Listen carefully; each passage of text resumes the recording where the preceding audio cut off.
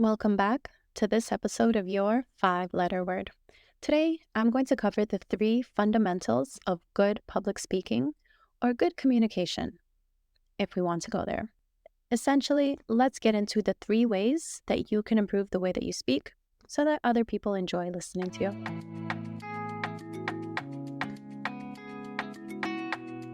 you. Welcome to Your Five-Letter Word. I'm your host, Christina, and in each episode, we explore how intentional communication and a strong mindset can transform your business, your relationships, and your personal growth. Whether we're covering communication strategies or sharing tips to shift your mindset, this podcast will help you learn to create more meaningful conversations in your life so that you can deepen your relationships and grow your business. So sit back, relax, and soak in the insights as we dive into today's conversation. See, there's this misconception that public speaking really has to be you on a stage in front of other people, or you in front of a large group of people. All eyes on you, and that's public speaking. But that's a misconception. Good public speaking is really the ability to be able to communicate with clarity and with confidence in front of any group of people, whether that's a small team of your coworkers, or whether that's online if you're creating content on social media, or if you're a fellow podcaster. Essentially, let's get into the three ways that you can improve the way that you speak so that other people enjoy listening to you. Let's dive in. Number one is your pace. Pace is really how fast or how slow you talk. Some people have a slower pace. They talk a little bit more spaces in between their words. They almost sound like they're thinking the whole time. And likely they are. And then there's people all the way on the other end of the spectrum who have a very fast pace. These are people who talk like this, who talk really, really fast, and all their sentences sound like they're combined, and there's no real breaks between their sentences, and you don't know when one idea ends and another idea starts. Now, that's a very dramatic example of fast pace. But take a look at where you are on the spectrum. Are you a little bit on the slower end, or are you a little bit on the quicker end? Understanding where you're starting from is really key, because then you understand where you need to go on the spectrum. So if you are on the lower end and you speak slower, now you understand that you have to go up and you have to learn to speak quicker. Any change that you make will feel uncomfortable at first because it is different, but just keep at it.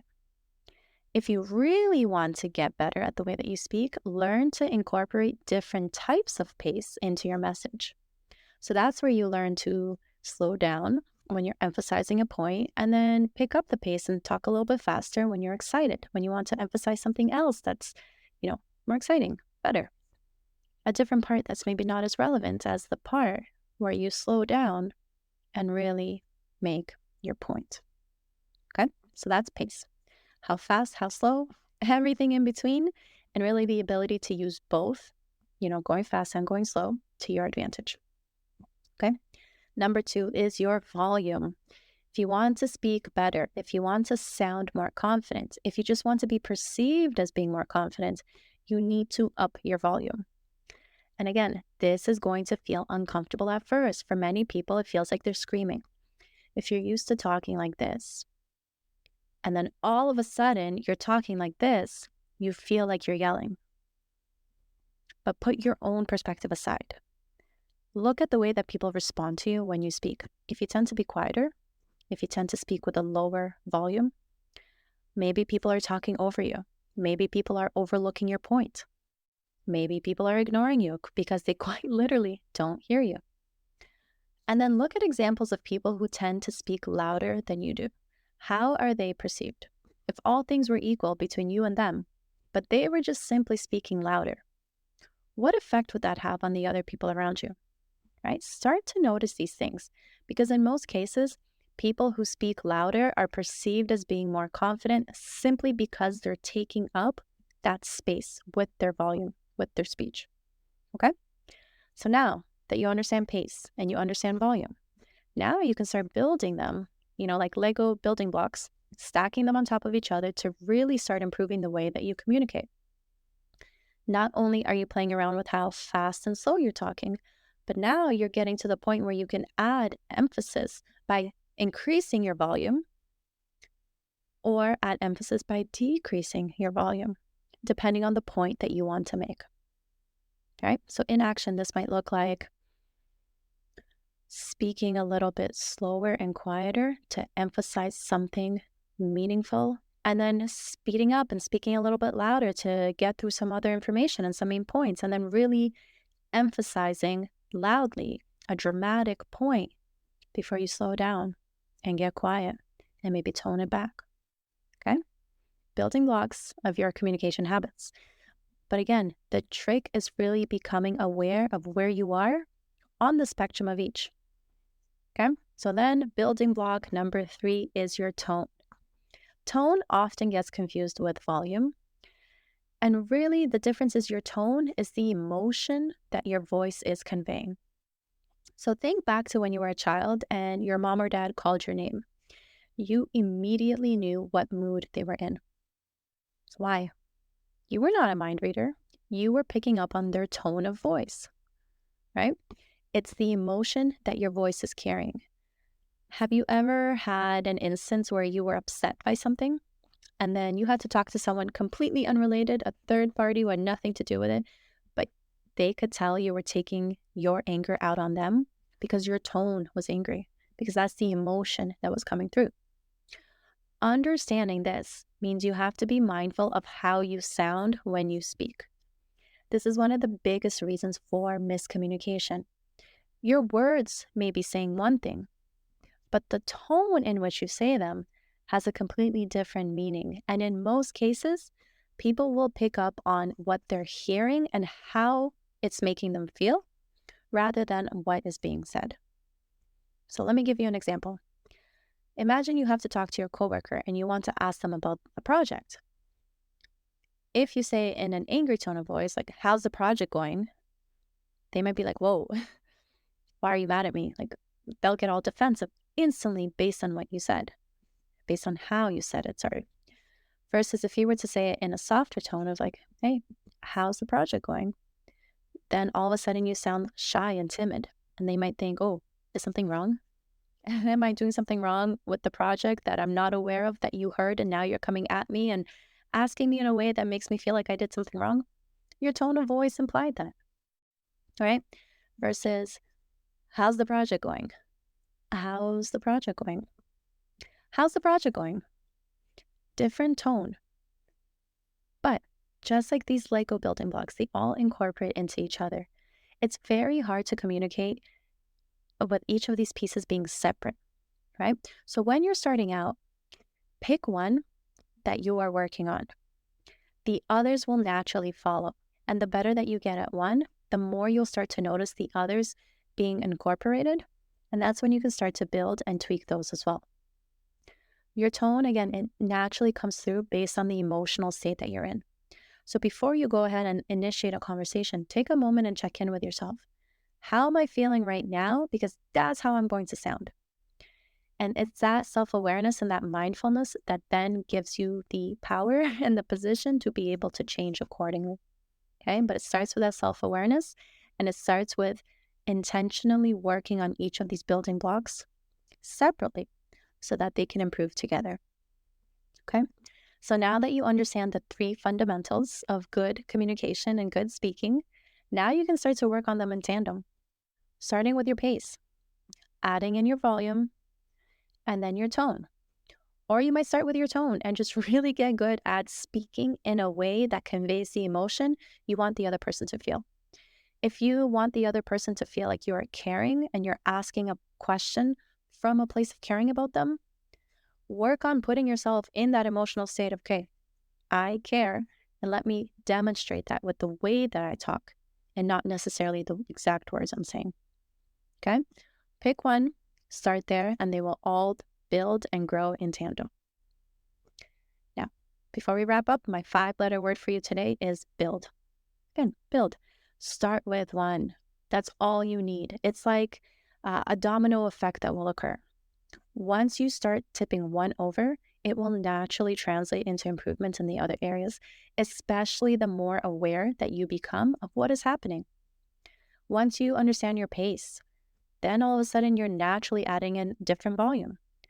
Once you understand your volume and how you're being perceived based on quite literally how loud or quiet you are, well, then you start to work on that and shift the other paces. Okay? Everything works together once you start building with one habit. And I'll remind you, it's a process. It is hard. Many people give up in the middle. You might feel motivated to start. You might recognize that there's an area of communication that you need support with. You might start working on it, but it is hard to break a habit. Habits have been formed over weeks, months, years, for some people, decades.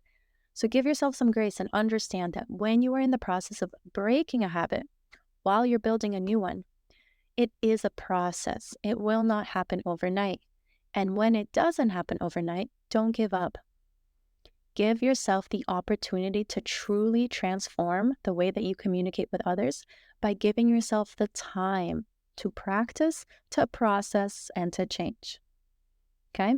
Just like a house isn't built overnight, the foundation is laid first, and the foundation often takes the longest. And then once everything is built and the pieces are put together, all of a sudden, this house looks like it's done overnight. But it's not. It's a process, and you are the exact same way. The communication that you aspire to develop within yourself is the house. And right now, you're working on building the foundation. You want that foundation to be solid. You want it to support you as you build the house. You're not going to build a beautiful mansion on a cracked foundation that will fall during the first windstorm. Okay? Don't do yourself that disservice. So take the time you need. Practice, practice, practice. Work on your pace. Work on your volume. Work on your tone. And you will see improvements, and you will see changes in the conversations that you're having. But give yourself the time to really build a solid foundation. Okay? Now, if you're wondering how to start, quite literally start. And the best way to do it is to set up your phone and record yourself. You might feel cringy, you might feel icky, you might feel embarrassed. But if you can push through, if you can continuously push through and make it a habit, you will see change. And you'll see change so much faster than other people, because a lot of people give up in that middle, in that stage where it feels awkward and they're not sure if it's working and it's hard. That's where most people quit. But you're not most people. Okay? I repeat, you are not most people, and you are capable of changing, and you are capable of improving. Give yourself the time, the patience, and the practice. Okay? Record yourself on a regular basis. Watch those recordings back. Listen to those recordings. Take notes. Find one place where you could have done better and practice it. Start to notice the conversations that you're having. When the conversation is finished, reflect on it. What could you have done differently? How could you have said something a little bit differently? It's those moments of self-reflection and self-awareness that will truly lead to change. Because you don't know what you don't know, and you can't change what you're not aware of. So when you take the time to stop, even if it's just for a minute or two, and think about, okay, this is how I said this. This is how I could have said it better. Let me rehearse it a few times. Next time a similar situation comes up, you will say it better. You may not go from 0 to 100, but you will go from 0 to 10, and 10 to 25, and 25 to 60. Okay? You can do this. You are capable of doing this. You just need to put in the practice. All right? You've got this. So go ahead and build those communication skills. I'll talk to you in the next episode. Take care. Thanks for tuning in to this episode of Your 5-Letter Word. If you found this episode helpful, please share it with someone who might need to hear it. And as always, I love to hear about your breakthroughs. I'm here to serve your soul a cup of peace and a slice of joy. Until next time, take care.